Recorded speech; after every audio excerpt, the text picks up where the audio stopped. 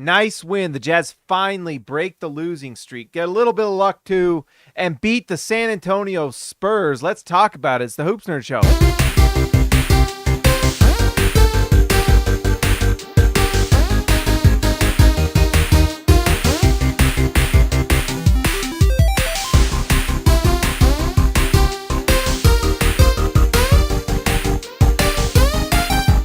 All right, guys, before we get into this, let's just give a shout out to our sponsor, Prize Picks. Go to prizepicks.com right this moment, or at least after the show. Use promo code HoopsNerd, and they will match up to $100. If you haven't signed up yet, go sign up. $100. It's free money. You go put the over on Wembanyama blocks or Wembanyama everything, basically, except they sit him a lot, so he quietly could be a nice under candidate sometimes. But anyways, go to prizepicks.com and use promo code HoopsNerd. It supports the channel. I would appreciate it. All right, let's talk about the Jazz. They get their first regular season meeting against Victor Wembanyama. He plays 26 minutes. They do not play him a lot, and they definitely have set resting for him. And it's pretty clear maybe they're okay with losing a lot of games, although that might not always be their choice because this roster for the Spurs sucks. I mean, I think they gave a max to Devin Vassell, and he's a nice shooter, but that's a, 9 rebounds, 5 assists. But this Spurs team outside of Wembanyama is pretty destitute, pretty bad. I mean, that's what it took for them to get Wembanyama, and they got lucky with the 14% shot, and they got it. And we were calling for it all last year to just lose more games, rest the players, all this, and eventually, knowing what happened last year, they would have had to do so much more. In fact, maybe we can talk about that a little bit. I'm going to pop out the chat here. Make sure that I'm not missing anything. Okay. I don't believe so. I'll check it in a minute. I haven't seen anything. So let's just talk about the tank last year, because there's some people online that were saying, oh, the Jazz didn't tank enough, which in hindsight, I do believe the Jazz could have tanked more. Although after seeing what we did tonight, it looks like things have worked themselves out. And I've come around to be just kind of fine with what the Jazz did last year, especially knowing what we're seeing with the rookies tonight. Yes, Hendricks, Dre. That's why I think Jazz fans should be more than fine with what the Jazz did. Now, do the Jazz have a top 5 potential superstar on their team? Probably not, unless Keontae George turns into Steph Curry, which I, never say never. We've talked about this. I don't think that's going to happen. I think he's going to be a very, very nice high-level starter, and maybe more. Maybe he's an all-star. I don't know. We'll see, but the potential with him is really good. But he's just a rookie. We got to let him develop. We also have Taylor Hendricks tonight, who looks like he has a chance to be a special defensive player and a good offensive player in terms of catch and shoot threes and driving to the basket, things like that. Who knows? I mean, these guys just need a chance to develop, but they're looking pretty good. Bryce Sensabaugh is looking like a player. So, anyways, the San Antonio Spurs, when Victor Wembanyama is not on the floor, they are putrid. They're terrible. Let's just talk about what they did. They traded off everything. They did not get what the Jazz did for DeJounte Murray. It is not the same what they got for him that the Jazz are getting. I mean, I'm not exactly sure. Let's see. Upcoming Spurs picks. In fact, let's look at it. Fanspo usually is pretty good. 24, they obviously have their own, and they're very excited about their own pick. They have the Charlotte protected 1 through 14. This is not going to convey. The Hornets are bad, so they're not going to get that. Toronto protected 1 through 6. In fact, let's look. Ooh, Toronto's pushing for that top 6. They might not even get that. That's kind of crazy. So they're going to get more draft picks this year for sure, and then a second-round pick. I don't care about second-round picks. 2025, they have unprotected ATL pick. That's pretty interesting because Atlanta's not that great. I think if Atlanta's trading DeJounte Murray, it's going to be for players, not for picks, because they're not going to tank this year, and they still have Trae Young. So this could be a lottery pick. I mean, if you look at it, if it was this year, they'd be the number 10 pick. So that's actually pretty good. So pretty nice. No protections. They have their own in 2025, which they're going to probably be bad again next year. And then 2025 Chicago protected 1 through 10. That's a pretty good pick because Chicago's always in the middle of the road, so they're probably going to get that. So they do have a good amount of picks. Look at this. And then 2026 swap. So they have a good amount of picks, but what they don't have is anyone else outside of Victor Wembanyama. They don't. They have Devin Vassell. He's a nice player. But Jeremy Sohan has not been as good as I thought he would be. He's just like fine. And then fine is probably a compliment right now, to be honest. Look at this. 0 for 5. He scored 1 point, 4 rebounds, 3 assists. Come on. And they were trying to play point guard, and that's a little bit of a red flag. When you're playing a guy point guard who's obviously not, that's a sign that things aren't going well. So I believe they traded for Trey Jones. I can't remember.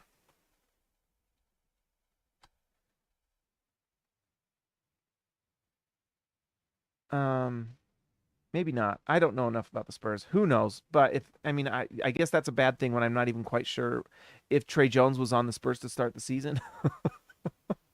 I thought they traded for him. I can't remember. Sorry. I'm not a Spurs blogger. So anyways, no one else. Keldon Johnson, look at that. 359. I think he might have got injured. I can't remember, but he has not turned out to be that great. Zach Collins is whatever. Jetty Osman is just kind of languishing there. They have no one. They have nothing. And guess what? The issue for them, for their coaching staff is are we sure that Pop is still good? Are we sure? They haven't really been good for a long time. And they finally decided to just blow it up and tank, and they got lucky like no one else did, obviously, and got Victor Wembanyama. So, and he's a game changer. When he's on the floor, holy smokes, does he change things. His presence inside is wild. He is going to be just one of the best defenders ever. He might be, for sure, he has a chance to go down as the best. It's crazy how good he is. It's crazy. So they definitely hit with Wembanyama. It's kind of hard for them to be really that bad these upcoming seasons, especially as these guys develop. And if Pop can coach, I guess. But they have nothing. You compare that to the Jazz, who have more assets. They just do. And they have players that they can either go in two directions this year. So yes, would you rather have Victor Wembanyama? Yes, you would. Then literally every player on the Jazz? Yes, you would, obviously. But the Jazz have a position where I think they can be just as big championship contenders if they play their cards right. The Spurs, I'm not convinced they're going to be championship contenders. What's the path? They are not. They're going to get a good pick in this draft. Look, they are number 3. But congrats, it's a draft that everyone's trying to get out of. So you get Nikola Topic, a 6'6 guard. He has a really long neck. That's why he's 6'6". Honestly, there's people that think he's 6'4", 6'5". He's just a giraffe, okay? Cody Williams is my favorite player in this draft, probably. And, even he's kind of a question mark. So we'll see what they do. It's going to be an interesting but there's not like a standout superstar on this draft. Actually, if they get Cody Williams, I'm going to be annoyed because he has a chance to be really good. That would make me mad. So maybe they do get Cody Williams and James cries a lot. But you know what? I don't know if he's going to be an absolute superstar. He's a younger brother of Jalen Williams. And that they just don't have a history. Who's like the big time free agency signing they've got, that like changed everything? Who's the player they, what was his name? They got him from the Portland Trail Blazers. I can't remember. I forgot his name, and it didn't even pan out. They just have not had a history of that, and so they just have to get really lucky in the draft. They have to get lucky and get Kawhi Leonard again or something like that to go, because the last time they got a superstar like this in Tim Duncan, they already had David Robinson, right? And then post that, they get, Tony Parker turned out to be an absolute steal. Manu Ginobili was a steal. They've got to absolutely hit on Hall of Fame talent later in the draft. That's really the only path, because Wembanyama is going to keep them from being too bad. This is the last season we probably see them bottom 5. He's just that good. Unless they play him 20 minutes a night, like tonight, are they going to play him 25 minutes a game for 3 seasons trying to find another player? And maybe they use all these picks to bring on a guy. I know some people have mentioned Trae Young maybe to the Spurs or something like that. Or maybe they trade back for DeJounte Murray. But I don't even think those players change them all that much. They'd definitely be outside of the bottom 10 with like Trae Young. But do you really want someone like Trae Young taking the ball out of Wemby's hands? I don't know. It's a tricky road, and maybe they'll figure it out and be great. But right now they're really bad. They are really bad. And so, oh, that's right, Gabriel. Thank you, LaMarcus Aldridge. Your best free agent signing ever is like LaMarcus Aldridge, at least in my lifetime. Is that I mean, and that didn't even work out. That was just like okay, you know. So anyways, I don't know. Good for them. They got Victor Wembanyama. They are definitely in the absolute studs from their franchise, and so all they have to do is build around him. But it's tough. Ask the Dallas Mavericks who got that guy, right? Ask the Dallas Mavericks how hard it is. So we'll see. All right, let's talk about the Jazz. I am really excited about what the Jazz have done in the draft and where they are at now and where they're going. First off, it's time to celebrate because the Jazz got another win, finally, and that's one step closer to conveying the pick. It's really frustrating. Chicago beat the The New Orleans Pelicans tonight, who are playing really well. It's a nice win for Chicago.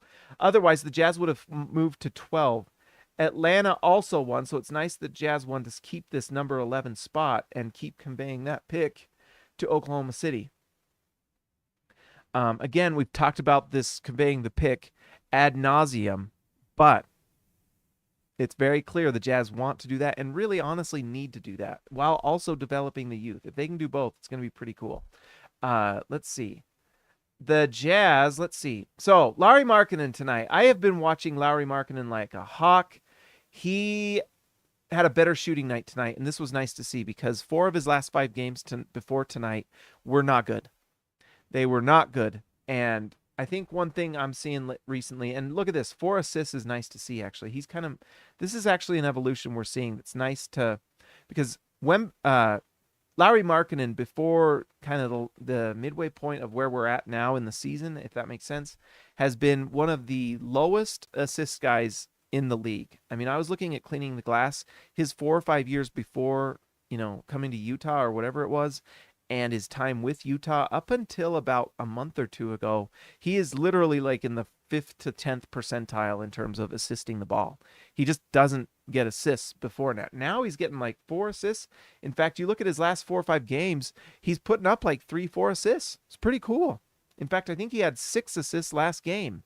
So that's nice to see. The ball is actually moving out of his hands and getting to other places. And I think in the long run, we're going to see some nice benefits from that. But what I am watching from Markkanen, and it was a thing I was looking at today. I think I'm going to do a video about this.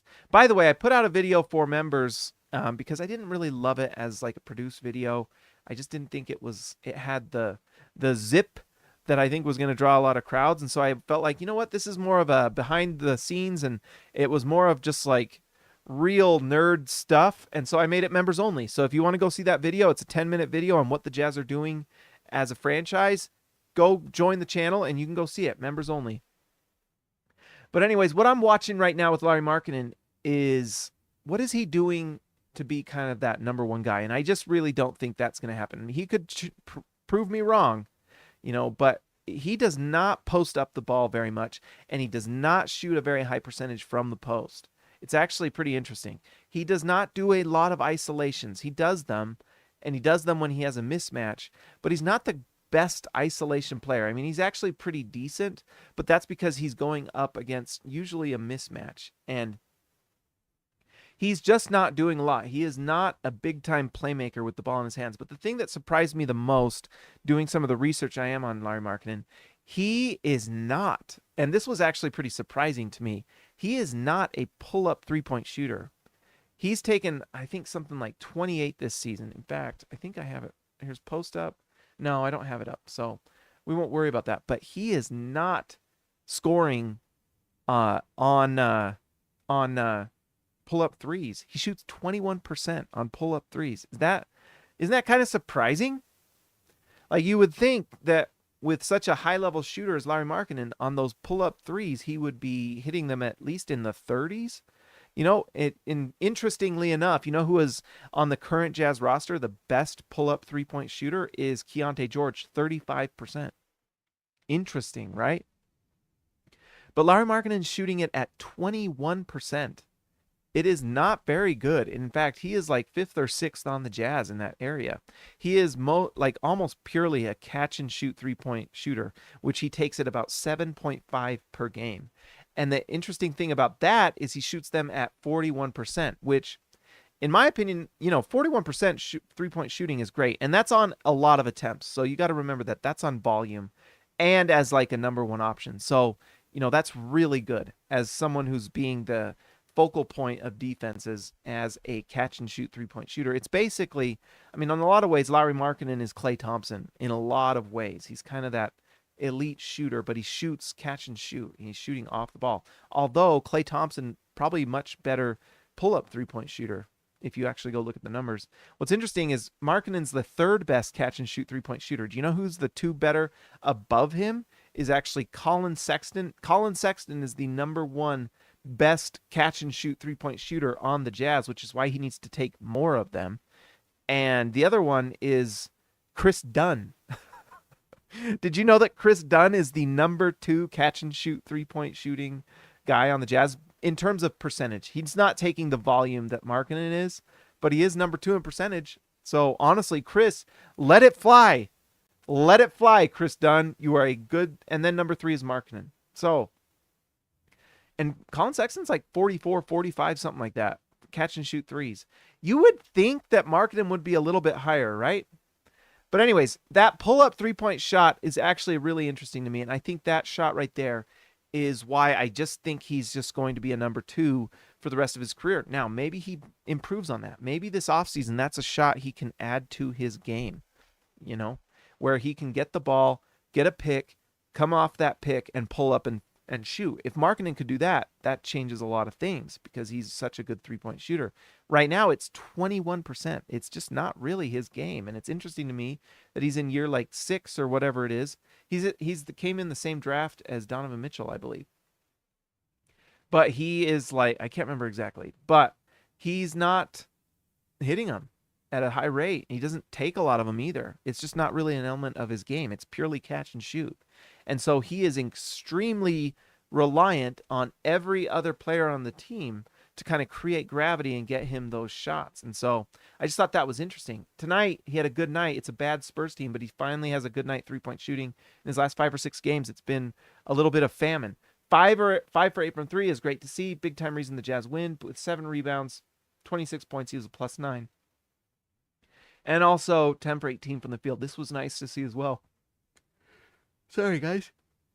But what I've been noticing too is I was looking at his paint non-restricted area. So basically in the paint, but not near the rim. It's not high enough. He's shooting like 30-something%, low 30s in that area in the last 5 or 6 games. They're just not falling. And if you're watching the Jazz recently, you probably are noticing it too. It's not happening. He's got to improve on that shot as well. That's where he was being such a dominant force earlier in the year and last season, was when he's knocking down that shot, just getting that paint area. And because he's so big, he can rise up above and shoot. So it's just something to watch. I think Markkanen is 100% a number 2, and he's absolutely, in my opinion, a power forward. I think that's his most natural spot. He plays the number 4. I don't know if he's quite quick enough or has the athleticism really to be a dominant 3. In some ways, I think he gets taken advantage of, not necessarily offensively, but defensively when he's at the 3 spot, because then he's going up against some, especially against the really good teams, he can get taken advantage of by a high-level wing, and they'll go at him. Because he's an average defender, but he's not a great one. He does some things pretty nice. He's a good defensive rebounder. He's got pretty good rim protection numbers, but he is not a high-level on-ball defender. He's like an average one, which is pretty decent, but you would like that to be a better spot. Taylor Hendricks. Anyways, those are all my thoughts on Markkanen tonight. It's nice to see him have a bounce-back game. Hopefully, this kind of leaps him, catapults him into a good series of games. I believe the Jazz are starting to go on the road right now, so things are going to get hairy. They really needed that Charlotte win. That Charlotte win was frustrating. But Utah really needs to go on the road and get some wins if they want to convey this pick. So anyways, that's my thoughts on Markkanen. I think the Jazz, and this is my next, I'm writing this for SLC Dunk. I'm going to make a video about it, but the Jazz have some decisions to make kind of with Taylor Hendricks here, because Taylor Hendricks and Lauri Markkanen both play the 4. And Hendricks had an awesome night tonight. I mean, the 3-point shot is not there. This is going to eventually start falling because we know he can take it and he can knock it down. He is going to be really good. But he plays the number 4 as well as Markkanen. So this is going to be interesting to watch how this evolves. But the Jazz obviously want to see how this looks for the rest of the season. Anyways, Taylor Hendricks was a big part of this Jazz win tonight. Look at this, plus 12 for him, and he truly earned that positive plus minus. He was 4 for 8 from the field, and that's with 1 for 5 shooting from 3. So he made every bucket, every 2-point shot he took, he made. Those are like putbacks. He had that drive and dunk. He only had 3 rebounds tonight, but part of that is because the Jazz are an elite rebounding team. You get 7 for Markkanen, 8 for Collins. And you know what? He had 6 personal fouls, but the reason was he was guarding Wembanyama. And he guarded Wembanyama pretty darn well. Wembanyama shoots just 52% from the field, 33% from 3. There were not easy dunks to be had because of Hendricks. And still Wembanyama did well. But Hendricks really showed he has a chance to be an absolute game changer defensively. Holy smokes. He can do everything defensively. He truly is going to make himself, I mean, there's going to be a point where it's going to be just, this guy is, you can't take him off the floor. He's just too good defensively. And on offense, it's pretty rough, but it's getting smoother. He's doing dribble handoffs and things like that. He's driving when he has an open lane, dunking it. He's getting offensive rebounds, putbacks. And the thing that's pretty exciting is we know he can shoot the 3. This is going to come around. He's just barely, he's got to have a little bit of, you got to have a little bit of grace with this guy because he's just barely starting. But once this starts falling, once he gets comfortable and starts knowing his shots, getting to his spots on the 3-point line, knowing what to do, this is going to start falling. And holy smokes, is he going to be a crazy plus minus player, because he absolutely, he can guard 1 through 5. He really can. In fact, maybe that's the answer. Eventually, if Taylor Hendricks gets the strength, does he just become the Jazz's starting center? I mean, that would be pretty interesting. And I think what we've seen he was guarding Wembanyama in the post and held up. He stood up Wembanyama. I mean, it's pretty exciting that's pretty big time stuff, guys, because sometimes you don't know, and that's why the Jazz are playing them, because you don't know what you have until he gets on the floor. What you don't know, now you know. He can guard centers. He could guard Victor Wembanyama. Is he strong enough to stand up to the Embiids and the Jokic's yet? No. But you know what? Not many are. They can't even guard each other. Right? And so kind of exciting what's going on here, where you at some point here might be able to slide him over to the center spot, especially with backup units. Holy smokes. Pretty exciting to think about what can kind of happen with this team. Taylor Hendricks, but yeah. So I'm just pretty darn excited. You know, is he a high-level ball handler? No, not yet, at least. Maybe he can. Why not? Never say never. But it certainly looks like he's going to be one of those guys that's like a 3-and-D 4 that can shoot, can defend all 5 positions. He's a unique player. I think one of the things I probably was a little off with, because I wasn't extremely excited with the draft pick, but I was fine with it because I understood what they're doing, is I didn't realize how versatile he was defensively. Defensively is what getting me pretty excited, because he truly can guard 1 through 5. And as a weak side shot blocker, he's pretty darn impressive. I mean, him playing that 4 spot is going to be fun for a long time. And by the way, the fact that they had him guarding Wembanyama, he was the best on the floor tonight guarding Victor. He was, just flat out. And he is going to get tough assignments like that when you're going up against a star big. He's going to get a lot of assignments like that. Now, I don't know if he can hold up against the Embiids and Jokic's, but like I said, who can? Who can? Wembanyama couldn't hold up with Joel Embiid. Joel Embiid made sure it was clear Wembanyama could not withstand, And so it's pretty interesting. Let's see. I missed a super chat up here. Way to break the losing streak. Christian House money to Haas. Yes. It is nice to end the freaking losing streak. 2 of those games the Jazz should have won. $9 Australia, my man, Ezekiel Raisibe, absolutely the man from down under. $9 for Hendricks, 9 points. Keep up the great work, James. Much love from Australia. Man, thank you so much. Absolutely, thank you so much, Ezekiel. And you're one of the all-stars. Unbelievable. Thank you. I'm so excited about Hendricks, and I think every Jazz fan should be as well. He is looking more and more and more like a regular rotation player that you need on the floor. I mean, honestly, at the end of the game, when Wembanyama was in and the Spurs were going on a run, it was like, please bring in Taylor Hendricks. We need someone to guard Wembanyama, and the Jazz did. Immediately, he gets a stop on Wembanyama in the post. Immediately. He fouled out because some of the fouls they were calling on him guarding Wembanyama are kind of like, are we going to let anyone guard him? Are you kidding? But he did a great job. He fouls out because he's guarding, one of the tougher assignments in the league in Wembanyama, and great stuff. John Collins, I tell you what, 20 points, 8 rebounds. I didn't love that he challenged Wembanyama twice at the beginning of the game, and both times he got rejected. So live and learn. It was welcome to Victor Wembanyama to John Collins, but Collins played pretty well. He was 3 for 6 from 3, so he might be out of that kind of that 3-point shooting slump tonight. 50%. Perfect from the free throw line, 8 rebounds, and he was a plus 18. John Collins has played pretty well. I know there's a lot of people out there that love to hate on Collins, and, they want Walker Kessler to play, and I want Walker Kessler to be dominant and play well too. But John Collins is playing better. He just is. I mean, there's advanced stats, there's raw stats, and then there's just watching the game and watching John Collins play big boy basketball.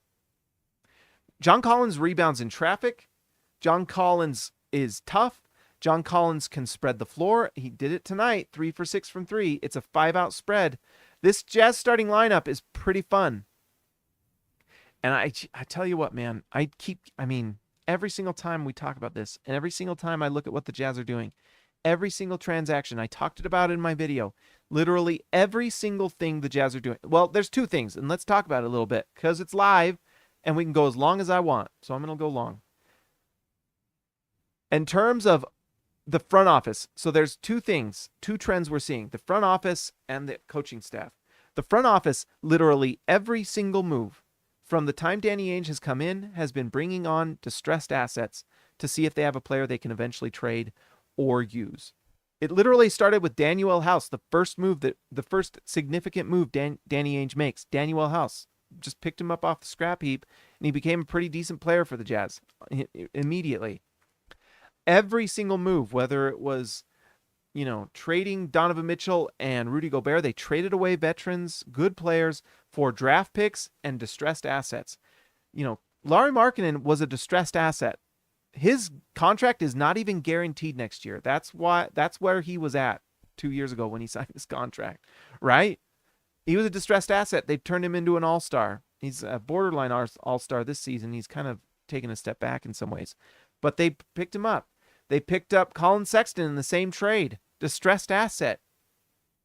He's turned into a nice rotation player. Took a couple seasons, but he's there. He's really nice for this Jazz team. Chris Dunn was on the scrap heap. He was on the G League. They had a 10-day contract. He's now playing rotation minutes and a big-time part of what they do. The only one from the past is Jordan Clarkson. Jordan Clarkson is the only player from the former regime, and he's getting traded this offseason, according to Tony Jones, I guess. So, pretty crazy. Walker Kessler, draft pick. Bryce Senspot, draft pick. These are all players. They're either distressed assets or draft picks. John Collins, a distressed asset the Jazz got for nothing from Atlanta, and they're playing him. And we know that, potentially the Jazz are going to just trade these distressed assets. I don't know if they're going to trade Markkanen, but John Collins was borderline trade rumor in a lot of different scenarios. And I think they're going to keep him because the Jazz, the front office is doing all these things to bring on distressed assets and young players. And I think the Jazz, the signs are there, guys, that they are going to trade. They are probably going to trade Colin Sexton, Jordan Clarkson, And I don't know if they might even trade Walker Kessler. They traded Ochai Agbaji because they felt like he wasn't developing. And if there's one person that doesn't look like he's developing right now, it's Walker Kessler.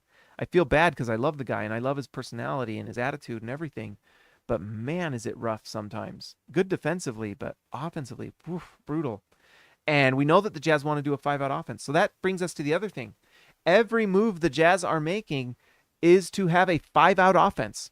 So we have a front office that is doing everything they can to get draft picks, draft players, play those drafted players, distressed assets, and either play those distressed assets to either trade them or make them a part of the future. It's going to be pretty monumentally interesting to see what happens with Lauri Markkanen. But you know what's interesting? The Jazz traded Simone Fontecchio, who was a distressed asset, an older rookie. I guess you don't have to say distressed asset. He's just an older rookie that they upped his trade value. His rookie season was pretty rough, and they turned him into a rotation player. Got a second-round pick, a high second-round pick for him. It's probably going to be pick 31 or 32. And then they traded Kelly Olynyk because they, I guess you could consider him a distressed asset or whatever. Basically, it's the culmination of the Bojan Bogdanovic trade being traded for a draft pick. And then they traded Ochai Agbaji because it wasn't really working. And so now they have 2 draft picks, which interestingly enough could replace Colin Sexton and Jordan Clarkson after this draft happens. 2 draft picks. These 2 players were both big-time trade deadline candidates, Sexton and Clarkson. So there are some signs, guys, that this Jazz team is going to go completely young next year. That's why I keep banging this drum, and I could be completely wrong. But literally every single sign is that they are going to do that, including all the trade rumors. And in fact, we even heard trade rumors about Markkanen. And I had some thoughts about that, and I'm going to just share them with you tonight. You guys can tell me what you think. If you think I'm crazy, if you think I'm dumb, whatever, let me know in the comments. But this is just my thoughts. We heard that Lauri Markkanen wasn't untouchable. That was the rumor that kind of sent shockwaves a little bit. And that didn't come out of nowhere. I mean, there were teams that were talking and setting up things. And then I think what happened, this is what I think happened. I don't know it. No one's told me this. I think what happened is they just realized the assets weren't out there. So the Jazz were asking for a crazy amount, which basically would have just been Oklahoma City. That's like the only team that could have done it. But maybe the amount they're asking for can be hit this offseason. Why? Because certain teams might have more available draft picks. There weren't a lot of draft picks out there to be traded. But could you imagine if the Jazz trade Donovan Mitchell? I mean, did anyone when they traded Donovan Mitchell think that they would have been just absolutely dying to keep Lauri Markkanen, that he would have been an all-star? You would have been losing your mind. They wouldn't have done the trade if they'd have known Markkanen would have been as good as he is. Maybe they would have, but they wouldn't have given us the picks they did. No one thought that. So now they turn that in. That Donovan Mitchell trade, if they trade, and I'm not saying they are going to, I think they might actually just rest him a lot next year, kind of like OKC did with Shea, so they can get a strong wing to play with these guys. But I think Lauri Markkanen, I don't think it's crazy to think they might sniff around again, because more teams are going to have more access to their draft picks. A lot of the holds and things will come off, and there are going to be teams out there with the potential to make a move. What if OKC just completely, flunks and loses in the first round? They might say, you know what? We don't want to waste Shea. We don't want to waste this timeline. Let's sign and trade Markkanen somehow. Boom. There's a big-time trade, and the Jazz will ask for a ton of picks. We'll see. So I think it's interesting. But the other thing that I think is interesting with all of this is I think Walker Kessler might be a stealth trade candidate next year. Why? Well, because everything the Jazz, and I talked about this in my video, everything the Jazz have done. By the way, did we just get a new all-star? Nathan Burkhart. Holy smokes. Burkhart. We got to come up with a nickname, guys. We got a new all-star on our hands. Nathan Burkhart, baby. Welcome to the All-Stars. I want to finish this thought because I think it's an important thought, and then we're gonna give Nathan his flowers and his nickname. Think of nicknames, guys. Think of nicknames. I want them in the chat because we got to get a nickname for Nathan. All right, but anyways, So that's what I'm thinking with the front office. It's just all signs are pointing to that. And, you know, we don't need to go over it again. Maybe we will eventually, but the Jazz have their pick swaps in 2026 that they lose if they don't convey this pick. And who probably doesn't want that to happen? Danny Ainge, who got Jason Tatum with a pick swap from Brooklyn, right? Big time greatness. Nate the Great Burkhart. I like that. Nathan Allhart. I was thinking something. That's pretty good. Braveheart, Allhart, all the heart. That's pretty great. Nate the Great, Nate the Great Braveheart. But anyways, everything the Jazz have done with their starting unit and how they want to play and style of play has been with a stretch five. I talked about this in the member video. Go watch it. I went through it. They have been playing John Collins over Walker Kessler. And the big thing for this Jazz team has been what? Playing the rookies? Absolutely. Why isn't Kessler starting then?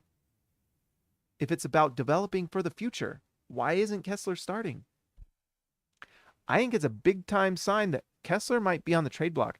I talked about this in another video. I had a Grizzlies fan come and tell me, would you take, if the Jazz convey their pick, let's say the Jazz fall to 10, and Memphis comes to the Jazz and said, we'll trade you our pick for yours if you want to take our pick. And they were at the 4 at that point. They're at the 6 now.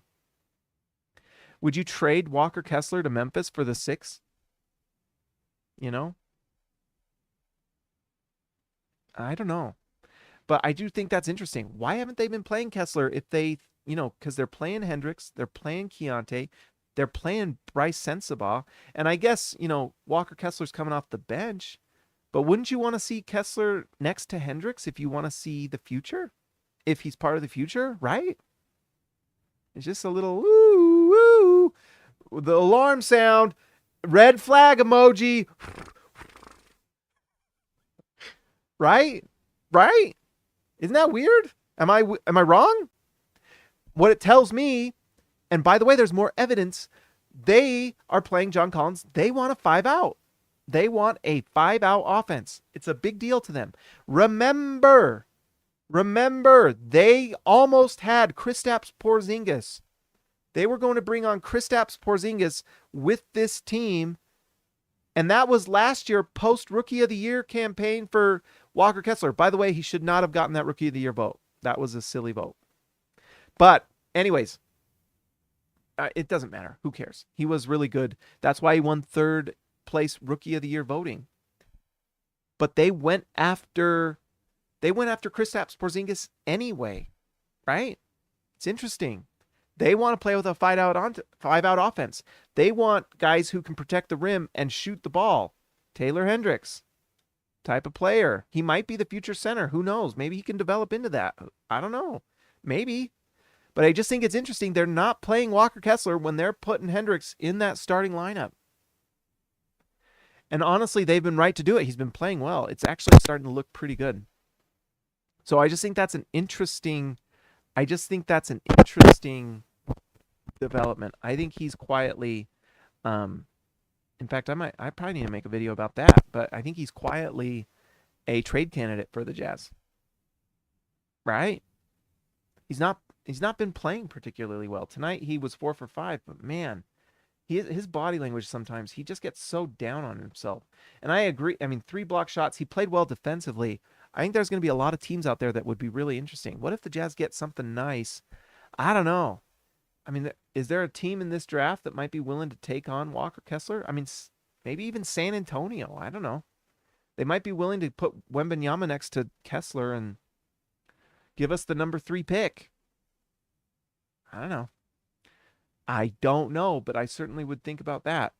$2, $1.99 from Dirty Jazz Car Wash Channel. Jazz win and losing streak comes to an end. Yes, baby.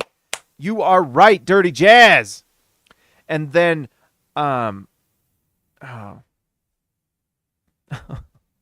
Real Deal. There we go. I almost forgot. Real Deal. You're brand new, Lars. Real Deal, Lars Jarvinen. Nathan Butnett. That's pretty good. Nathan Butnett Burkhart. Oh my gosh. That's pretty good. That's pretty good. All right, let's do a poll. Let's do a poll. Nickname for Nate. Let's do Nathan Fournette. Nathan Buttonette. Burkhart. That's pretty good. Nate the Great.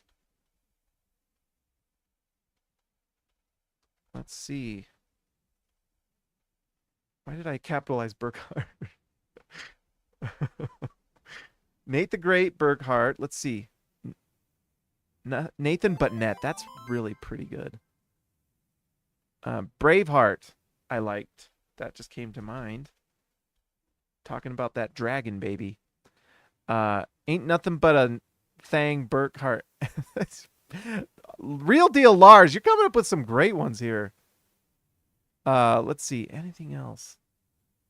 Anything? Nate plays with heart. Burkhart. Nate plays with heart. Plays with Burkhart. There we go. That's pretty fun. All right. I'm starting the poll. Put your votes in, baby. This is for Nate. Dirty Jazz Car Wash channel $4.99. Can you put member link in chat? Want to rebuy member?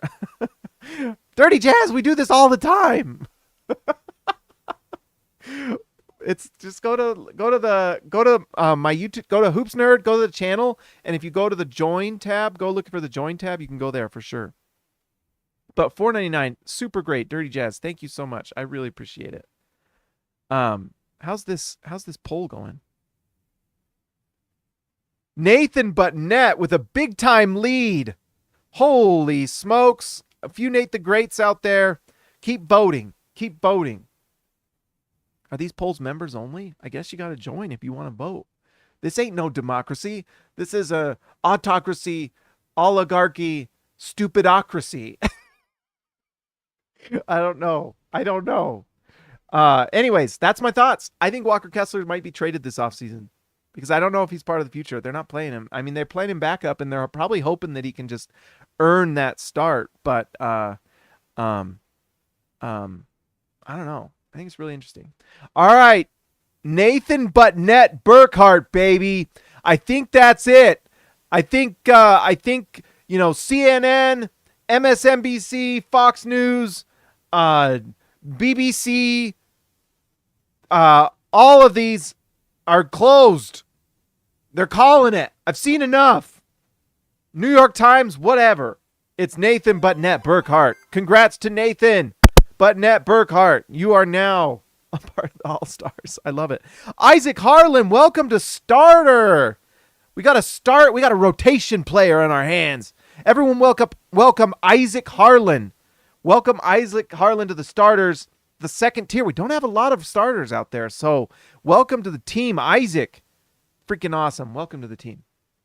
Just remember, All-Star is where you get the credit and the nickname. But anyways, thank you, Isaac. You're incredible. I really appreciate it. All right, let's go back through. So Colin Sexton, we talked about it. One of the things that's really nice with this Jazz team is they have a 5-out offense, and one of the players that really benefits from it is Colin Sexton.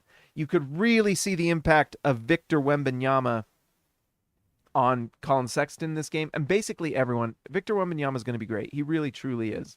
He's going to be incredible. The question for the Spurs is, can they build enough around him? But you could just see how it made the Jazz into a jump shooting team, and they're not that elite at that yet. And so that's why the Jazz had times they were struggling. But you know what was interesting tonight? The Jazz played pretty darn good defense. And I know the Spurs suck. They can't shoot the ball, so that helps. But Utah played good defense. They created turnovers. In fact, how many turnovers did they have? 20 turnovers for them. That's a bad team doing that. Utah had 17. Utah still found a way to turn the ball over a lot. But Isaac, what's up, baby? I love that you're here. Thank you for being a part of the show.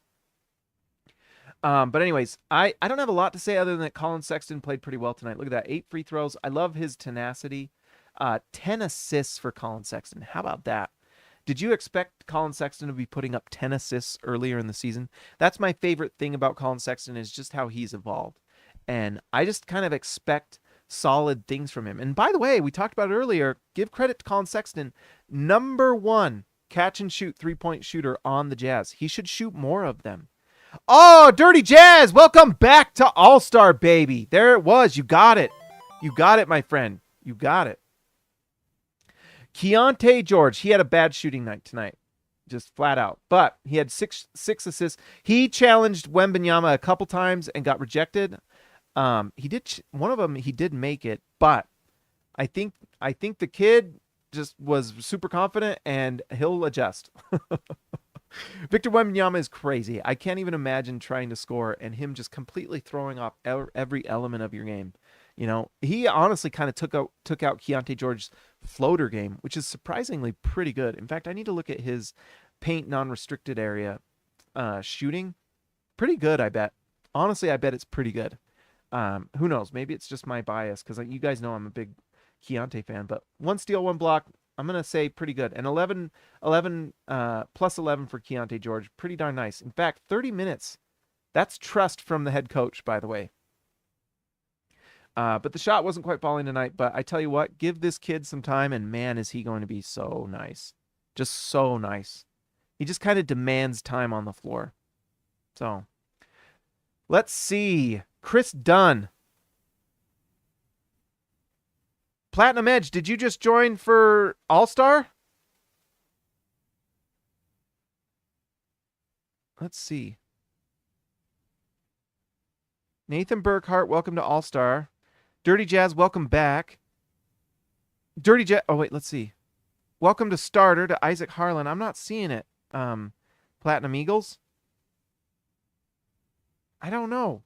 I don't know, my friend. Did you join All-Star? I don't know. Let me see. In fact, let me just check because we're going to have to refresh with new All-Stars, baby. Nothing but... Was it Nathan but Net? That's right. That is Nathan but Net. That's pretty freaking good. That is really freaking good. Platinum Eagles. Yeah, it didn't show it. That's weird. Guys, guess what? We have another All-Star tonight. Holy smokes. All right, Platinum Eagles. That's pretty darn good name already. 21 votes.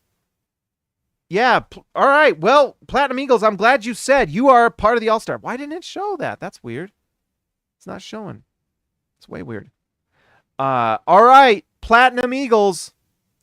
I'm already thinking fly, Eagles, fly. Some comments here. Everyone put in some ideas for Platinum Eagles. We need a nickname. Platinum Jazz. Put the names in the chat to come up with some nicknames. We got to come up with the best, and we're going to vote on this idiocracy of my channel. All right. One of the things, we are assembling the dream team. That is right. The best Jazz fans out there. You know what? Philadelphia Eagles are your favorite NFL team. Isn't that Fly Eagles Fly, baby? Fly Eagles Fly. If you like it, all right. No vote necessary. Today now it's a dictatorship. We're changing ideologies by the second. We are now dictatorship. Fly Eagles Fly. Platinum Eagles. That's the nickname. I like it. Fly Eagles Fly. Platinum Eagles. Welcome to the channel, by the way. Thank you so much for supporting my man. I appreciate it. Every one of you that supports this channel is incredible. I appreciate it a ton. A ton. Fantastic. All right, we're to Chris Dunn. That steal and dunk. Look at this. He was perfect from the field. Perfect from three. He only plays 20 minutes a game because I think you can only stand so much greatness in one game, right? You can only stand so much awesomeness, greatness, swag, all of it.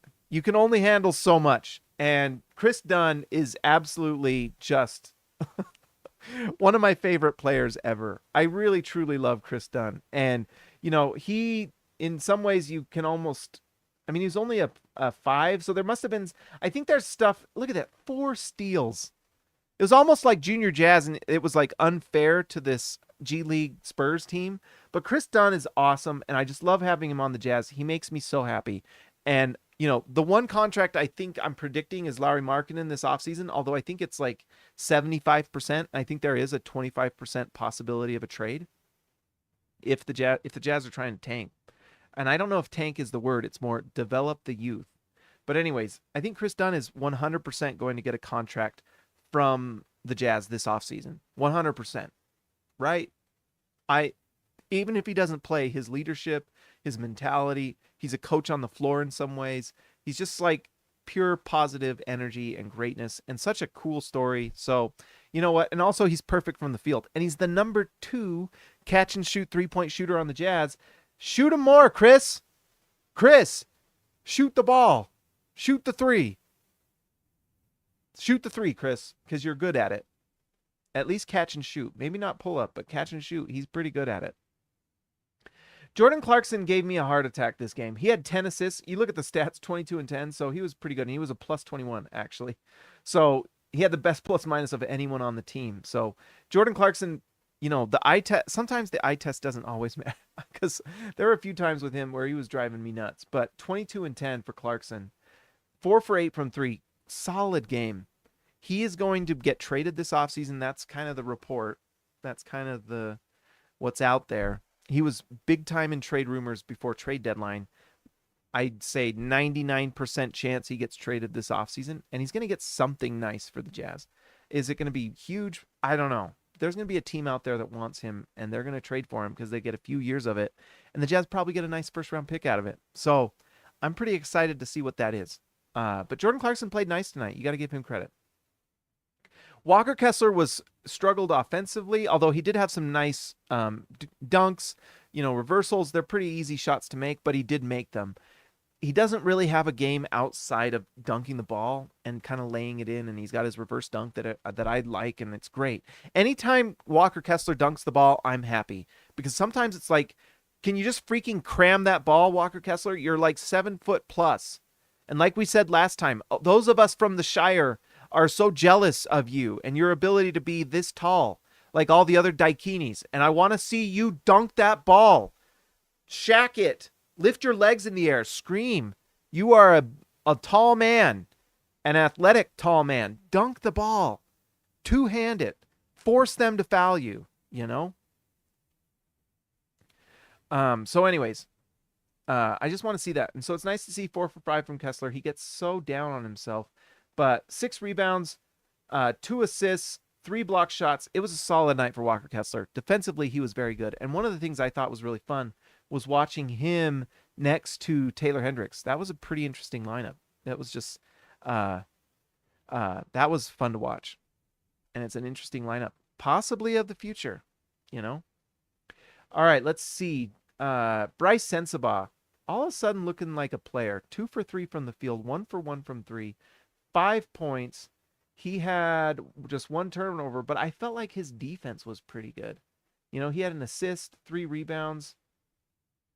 There's some about him. I think the Jazz have a player because he's got pretty good size. He's at least 6'5", but he looks pretty big to me out there. He can absolutely shoot the ball. I mean, I think Tony Jones was talking about it, but a lot of people in the draft talked about him as the 3rd best shooter in the draft, if not one of the best in terms of just pure shooters. As like catch and shoot 3. The guy can shoot the ball. Absolutely. So it was nice to see that. And the more the Jazz can get him a chance to shoot the ball, the better. And he has like the potential to become like a pull-up 3-point shooter, which then obviously takes him into another level of player. Things get pretty interesting when he can do that. The thing that was pretty nice was that he played defense. He's playing hard. I watched him a little bit on the defensive end. He looks like he kind of stands there a little bit at times. You want to see him engaged. But you know what? He's giving effort, and he's trying, and that's half of it. And then you just need time to I don't know. And at some point, you just got to, and he needs to just get in elite shape. You can tell that he's probably got 5 to 10 pounds he could probably drop and just get into, like, if he goes into this offseason and he takes things seriously and loses some, just some body fat and gets into just like peak elite form, he has a chance to be a really nice player. I don't know, I don't know what the ceiling is there, but there is something there, I guess it'll be fun to see if he can turn into anything. I think that is for the most part it. It was fun to. Oh my gosh, we gone 54 minutes tonight. Long show, but we had multiple All-Stars join. I'm freaking excited. How cool is this? Yep, we got Fly Eagles Fly and Nathan but Net. That is that's some good. We're getting better at the nicknames, guys. You're doing a great job. It's why you're the elite of the elite. So I guess, you know what? Maybe we'll end with a final thought, and then let's just Tankathon. We're at the 11, so we don't need to do this, although just for fun. San Antonio, of course, they win the number one.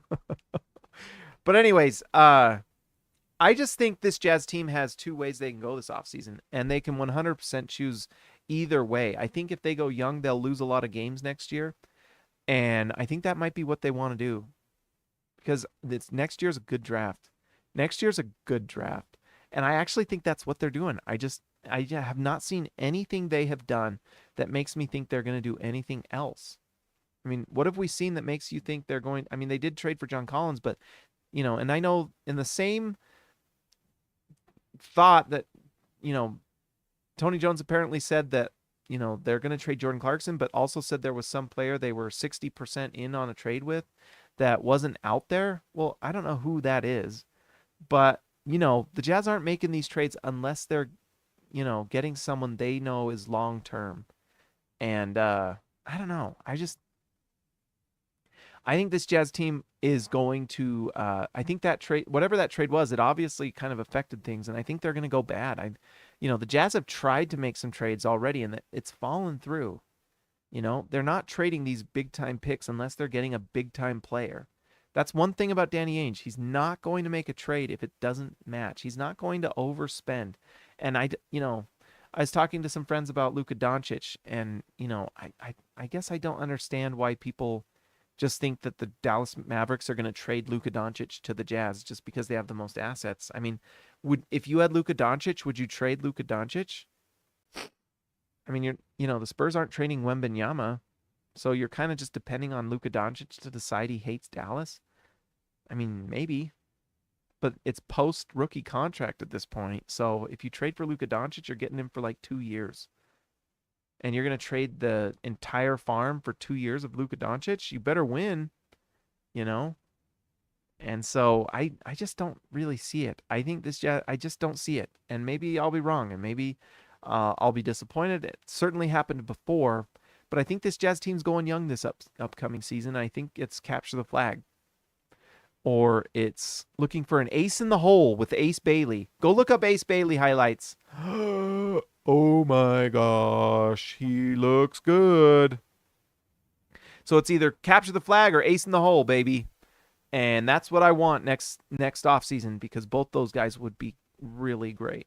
Also, Ron Harper's kid, I forgot his name, looks pretty good. He'd be really nice next to Keontae George in the future. Pretty freaking cool. Man, there's just a lot. And then, of course, following is Cam Boozer. We just had Boozer in town. No one knows Utah better in the NBA than Carlos Boozer, and his kids are great. So maybe Carlos would be fine with Cam coming to Utah. Let's get him to Utah. Can we not have a reunion of C-Booze? We want to pull out our Boozer jerseys, right? Wouldn't that be cool? Pull out your Boozer jersey for Cam Boozer from Carlos. That would be amazing, actually. That would be my favorite. Of all the things, that would be super. By the way, Cam Boozer is looking like number 1 overall pick. He looks remarkable. So, all right, let's see. Doggone it. You know what I was doing? I started playing Civilization 6 again, and it screwed up my screen. I had to reset my computer, and I lost. Although I love Civilization 6. I don't know if you guys play that game. I love that game. Let's see. 1 second. Dang it. I didn't realize this wasn't up. All right, here we go. I love this song, by the way. This is my song forever. I hope you guys like this song. All right.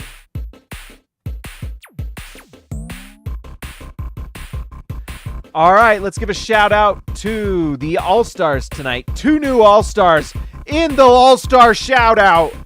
We're up to 20, baby. All right, let's give it to Nathan Buttnet, Burkhardt, Dirty Jazz Car Wash Channel, Fly Eagles Fly, Platinum Eagles.